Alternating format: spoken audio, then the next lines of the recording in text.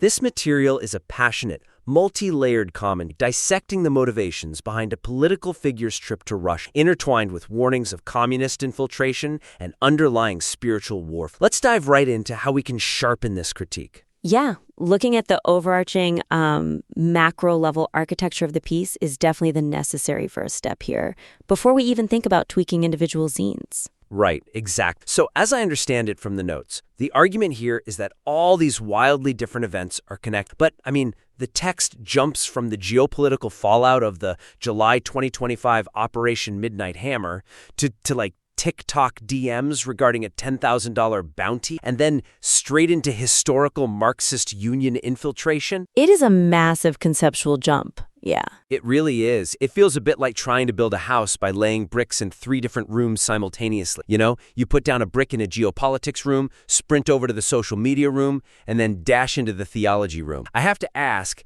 does this overlapping approach dilute the argument's power?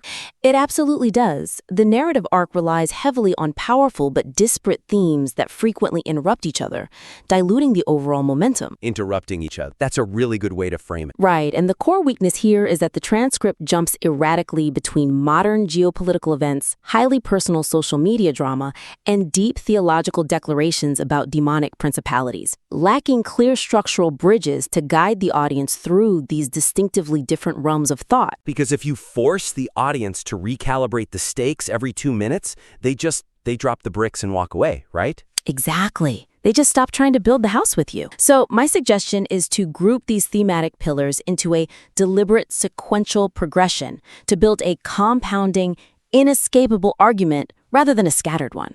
I like that, a compounding argument. How do we actually do that in practice, though? Well, a great concrete example would be to restructure the script into 3 distinct escalating acts.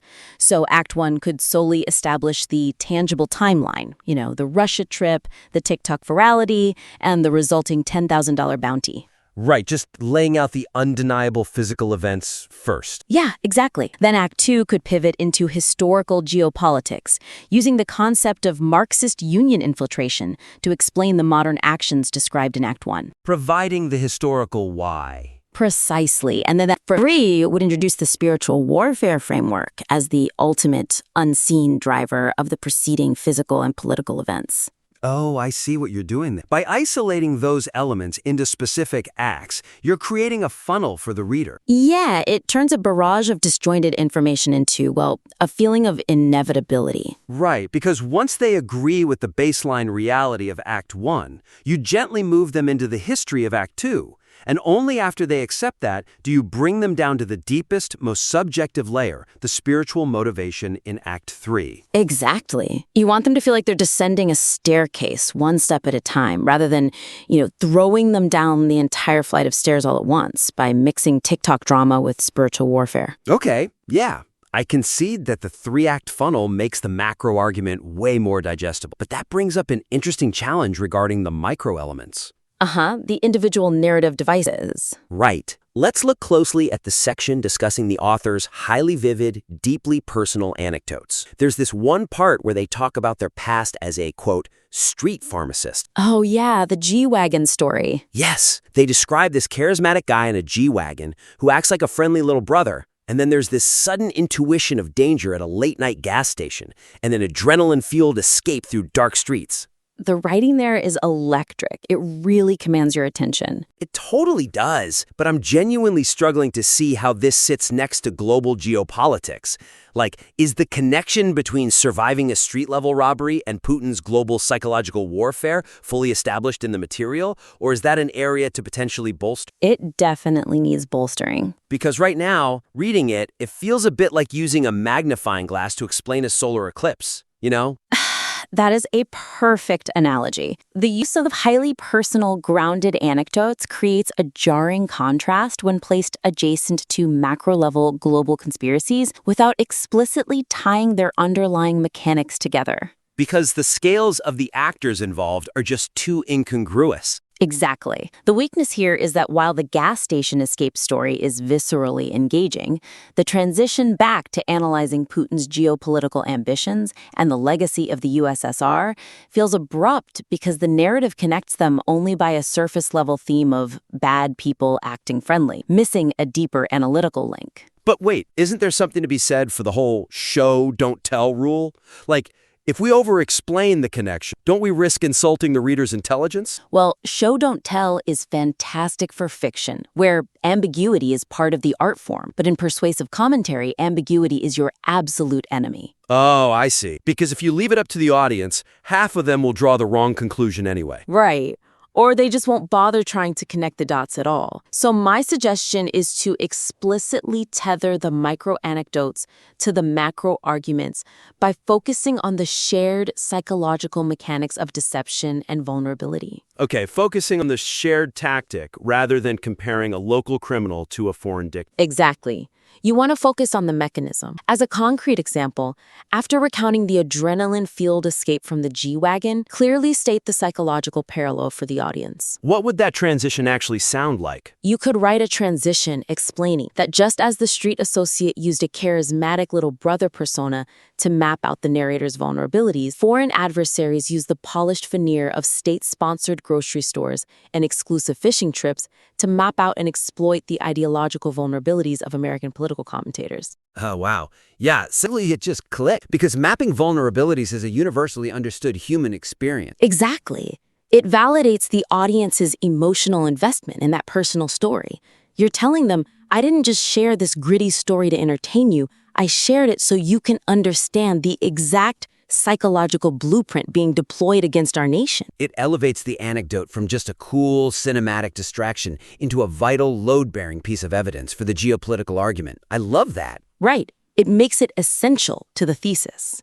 Okay, so we've tightened the overarching structure and we've built the psychological bridges for the internal stories. We finally need to address how the piece concludes. The ending. Yeah, this is a big one. Because we have to ensure the final impression actually honors the gravity of those earlier acts. The material makes a strong case for taking these overarching threats incredibly seriously. It builds to this very intense culmination, yeah? It does. It focuses on the tragic assassination of Charlie Kirk, the vicious doxing of loved ones, and frames everything as a high-stakes battle for human souls. The language is literally life or death. It's apocalyptic. Exactly. But then, and this baffled me, there's this sudden, massive shift at the very end. The text pivots drastically to the author discussing their cup of Lipton tea, steeping red fruit, and admiring a thrifted yellow painting and a new studio set design put together by their wife. It's quite the whiplash. I mean, I acknowledge the author is likely trying to foster community and warmth with the audience, but is there a risk that focusing on domestic housekeeping right after discussing spiritual warfare is like serving a casual appetizer at the end of a very heavy, dramatic play? It is exactly like that. The inclusion of impromptu domestic details severely undercuts the intense, urgent tone established by the geopolitical and spiritual warnings that precede them. Because the human brain just can't process those two tones right next to each other? No, it can't. The glaring weakness here is that concluding an intense moral breakdown of communist infiltration, literal demonic possession, and tragic political assassinations with casual remarks about steeping red fruit tea and sourcing yellow paintings diffuses the rhetorical tension entirely, leaving the listener disoriented. Right. It sends a subconscious signal that the previous threat wasn't actually that immediate. Like, if demonic possession was truly imminent, you wouldn't be chatting about loose-leaf tea. Exactly. You accidentally break the fourth wall of the tension you worked so hard to build. So how do we fix this? Because audiences today do crave that authenticity and that intimacy. They want to feel like they're sitting in the living room with the author. They do, but authenticity doesn't mean a total lack of boundaries.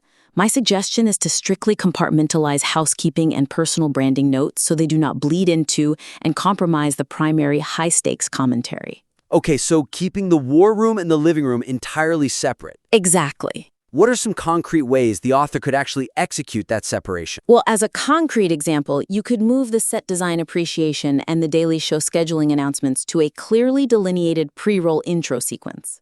Oh, so just get it out of the way before the heavy stuff even starts. Right. Alternatively, use a formal hard sign-off to close the core political and spiritual argument Insert a distinct musical transition or title card, and then treat the tea and set design chat as a separate behind-the-scenes bonus segment to reward dedicated followers, without stepping on the toes of the main message. Oh, I really love the concept of the hard sign-off there. It lets the creator have their cake and eat it too. Yeah, it satisfies both the need for authority and the need for intimacy. Right, because you get to deliver this apocalyptic warning, and crucially, you let it ring out in the air.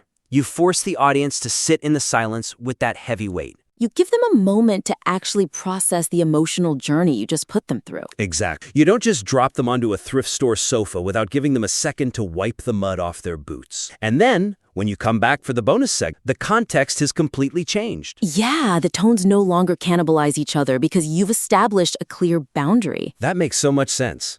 Well, I think that's a perfect encapsulation of everything we've explored today. I agree. We covered a lot of ground. So, to briefly recap our three major takeaways. First, we need to build a compounding three-act structure to organize those disparate themes into an inescapable funnel. Second, we must explicitly link the psychological mechanics of the personal street anecdotes to the macro-level global geopolitics. And third, we need to compartmentalize that casual housekeeping to preserve the gravity of the core argument. Spot on. We warmly invite the listener to implement these actionable suggestions and submit their revised work back to the critique for further review. Thanks for joining us.